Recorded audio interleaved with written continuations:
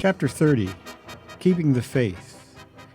When Carla entered the kitchen late that morning, Ken was on the phone and his mother was squeezing orange juice.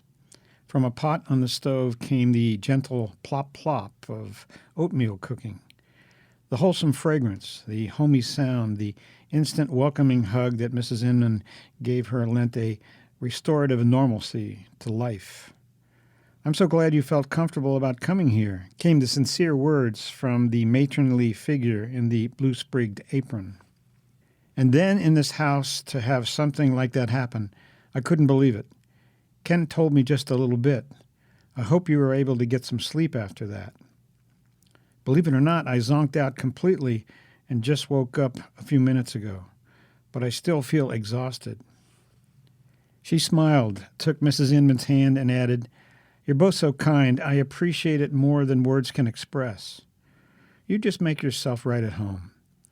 She turned her attention back to the orange juice and carried on over her shoulder. "I'd apologize for this Spartan breakfast, but Ken tells me you eat the same stuff. I don't even have a slice of bacon in the house. He calls it junk food. You've got some plain yogurt, I bet. Lots of it, and lecithin in granules by the quart if you want any. Toujours, of course," laughed Carla. "You managed to survive in spite of Ken's dietary paranoia?" "Well, I do sneak something unhealthy once in a while, but I don't think he's that paranoid. A bit wiser than some of the rest of us, perhaps. But he tells me you're just as fanatical." "Almost." Ken hung up the phone. "So you slept well? No more visitors? That's great. I don't even remember having a dream." There was the usual small talk as the three ate at the kitchen table together. Ken seemed reluctant to bring up the events of the previous night or carry on their discussion unless Carla was ready. When she did broach the subject, he was surprised by her question. "What do you think of UFOs?" she asked. "They're real, but certainly not physical," replied Ken without hesitation, giving her a questioning look and wondering what this had to do with the horror she had just been through. "Why do you say that?" "There are lots of reasons. I think you know them as well as I do. For example, they've been tracked on radar making a 90-degree turn at 7,000 miles per hour. Physical objects just can't do that without disintegrating. UFOs hover motionless, then accelerate through the sound barrier without making a sonic boom. Again, a physical object couldn't do that. And there are other reasons. But why do you ask?" "I'll give you one more reason," interrupted Ken's mother. "You can tell them to be gone in the name of Jesus, and they vanish. You didn't ask my opinion, but I'll give it to you anyway. They're demonic manifestations, and I wouldn't have anything to do with them." Carla looked from mother to son in mock surprise. "So Ken swept you into the fold, too. You're not the same lady I remember visiting in Maine a few summers ago." "I hope you like this one better," said Mrs. Inman. "I certainly do." "You've got my vote on that." Carla contemplated her oatmeal for a moment, then reluctantly continued. "In fact, as much as I don't want to admit it, you've both got a peace and contentment and a quiet confidence that I, frankly, admire and envy. This place is like an oasis." There was a long silence. Carla took a swallow of orange juice, leaned back, and studied the glass. "I'm almost afraid to ask these questions. You know very well that before what happened last night, I wouldn't have wanted to hear your opinion." She fell silent again. "Why do you have UFOs on your mind?" asked Ken. Carla hesitated and then decided to tell part of it. "I was sworn to secrecy on this, but after what they tried to do to me last night, I've got some legitimate questions." "We'll keep it confidential," promised Ken. "I'd appreciate that. Well, whatever they are, I saw my first UFO yesterday afternoon, very close." Carla tried not to sound dramatic. "And last night, both at the hotel and over here, when all of that horrific stuff came down on me, the same lights that were on that UFO were just outside." Mrs. Inman was shocked. "You really saw a UFO, close up? That frightens me for you, Carla. I don't even want to know what it looked like." I presume it was related to the Archons, said Ken. That's right. The Archons told us to be there. Apparently Frank, Del Sazzo, and Kay have been meeting with them this way for some time. Ken was grim. Carla, you know my opinion, so I won't state it again. You don't fool around with this stuff. You could get into this so deep that you can't get out. What was your reaction when you saw this thing? It left me shaken and very confused. It was a horrible experience one moment, but the next I seemed to be drawn into it like I was being hypnotized. And from then on it seemed wonderful and desirable. It's really strange. It was evil and repulsive and yet good and attractive at the same time. There was something very seductive about it that drew me. That's what I was afraid of, said Ken. What did the UFO do? I mean, what was the purpose? It was an incredible encounter with the Archons, but I really shouldn't say any more. I just wanted to know what you think of UFOs, and you said pretty much what I expected you would. I saw this whole episode with my own eyes and still can't believe it. Victor saw it too. The Archons and their craft had to be real, but I'm not sure anymore what that means. Like Del Sazzo and the serpent last night, Ken reminded her. That was real too, wasn't it? And even more frightening and confusing.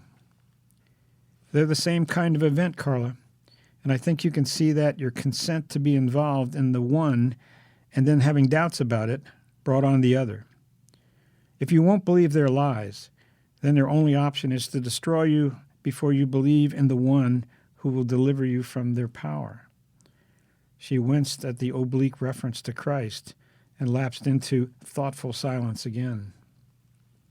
At last she reminded him, as I said last night, I don't think they're trying to destroy me. They could have done that if they wanted to, but they stopped the manifestations when I pleaded with them to leave. Well, there was something after that, but... Look, Carla, said Ken earnestly, there's a lot of prayer going up for you, and if the Archons didn't destroy you last night in the hotel, I'd give God's mercy the credit rather than their benevolence. He leaned across the table. I don't want to give you the wrong impression either. All the prayer in the world isn't going to protect you if you make that final rejection of Christ. And only God knows when that happens. I do appreciate your prayers, said Carla softly. Even if you leave God and Satan out of this, Ken continued, surely it must occur to you that whether you think the Archons are demons or highly evolved extraterrestrials, you have the knowledge and the power as a journalist to become a threat to them. That's what frightens me. If they no longer look upon you as an asset but as a liability in their scheme, he left the sentence unfinished.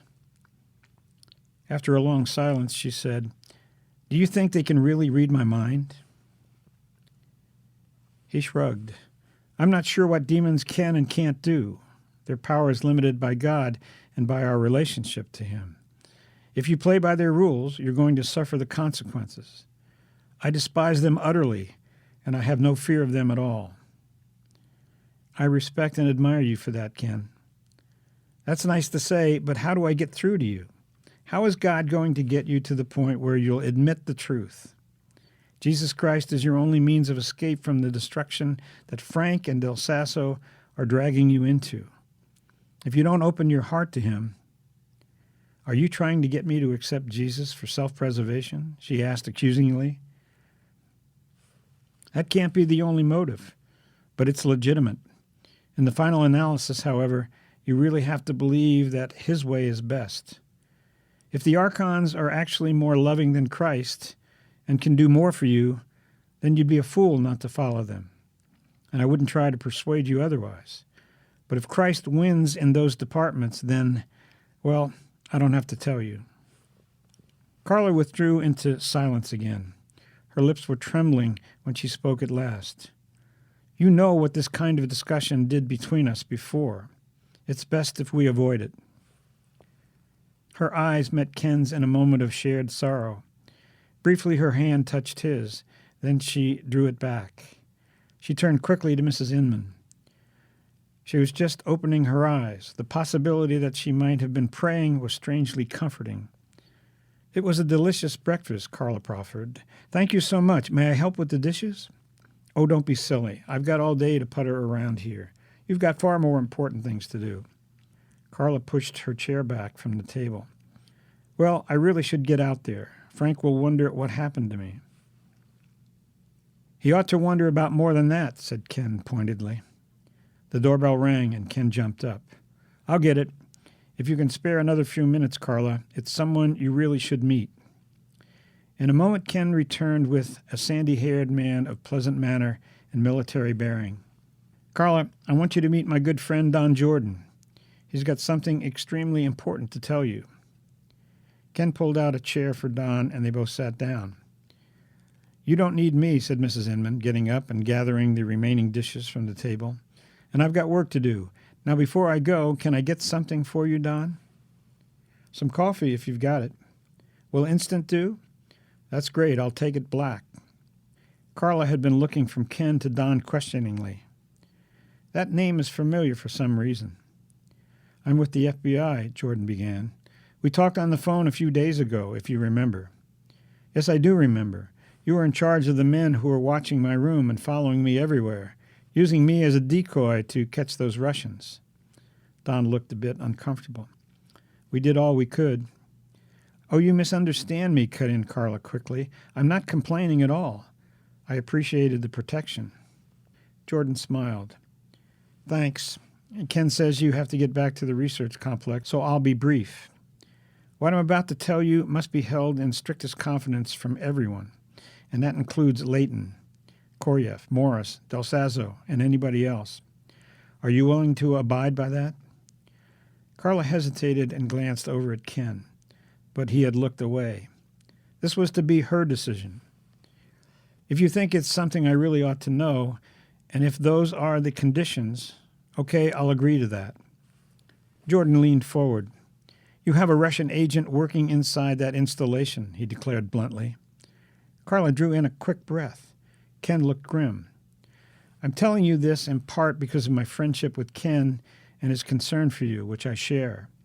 But I also want to enlist you as our eyes and ears to let us know anything at all you learn from the inside that might be even remotely related to this case. I don't think that will place you in any danger. In fact, it will probably contribute to your safety. Carla was trying to digest this information and assess its implications. I don't know who it could be, she said thoughtfully. Certainly not Victor or Leighton. One of the security men, perhaps? Jordan took a sip of the coffee Mrs. Inman had placed in front of him. As far as we're concerned at this point, he said, everybody who was there that night is under suspicion. Well, I suppose I should ask why I'm not on that list too, said Carla with a wry smile. Or I guess I should thank Ken for that. Well, this is interesting. Mike Bradford, you know, the head of security, is convinced it was an inside job too. Yet Leighton won't hear of it. In fact, we were told that the FBI was convinced this was not an inside job. Carla gave him a questioning look. It's a bit like poker, said Jordan.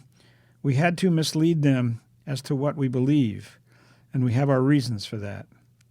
As for whether someone on the inside was the key to this operation, there simply isn't any doubt. I won't take time to give you the many reasons. One of the most interesting is something that Mike doesn't know. The person who killed the two guards at the gate gave the murder weapon to Colonel Chernoff, the leader of the Russian team. He had it with him in Leighton's office at the time of his death. It was American-made, not Russian. We're trying to trace it. Carla was staggered. I see what you mean. There doesn't seem to be any doubt at all. But why not let Frank know the truth? Surely he isn't one of the suspects. For two reasons. First of all, we want to give the Russian agent a false sense of security. Second, we want everything to proceed normally. It would be very difficult for Leighton to provide normal leadership if he knew what I've just told you. A sense of helpless incredulity gripped Carla. I thought I was hot on the trail of a big story, but I had no idea it would develop into this. It's going completely berserk.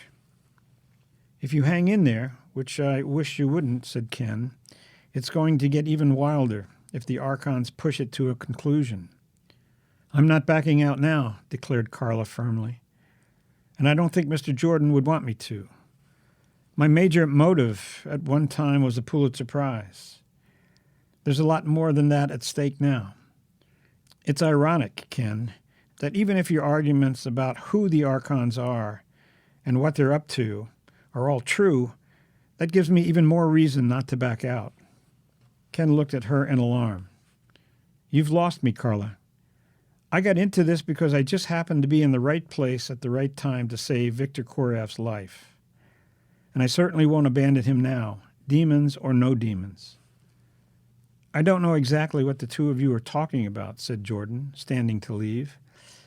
You understand, Miss Bertelli, that someone on the staff out there, someone that you may work with every day, is a ruthless murderer who shot 2 guards in cold blood, undoubtedly let the special assault team into the base, and is probably still committed to the same objectives.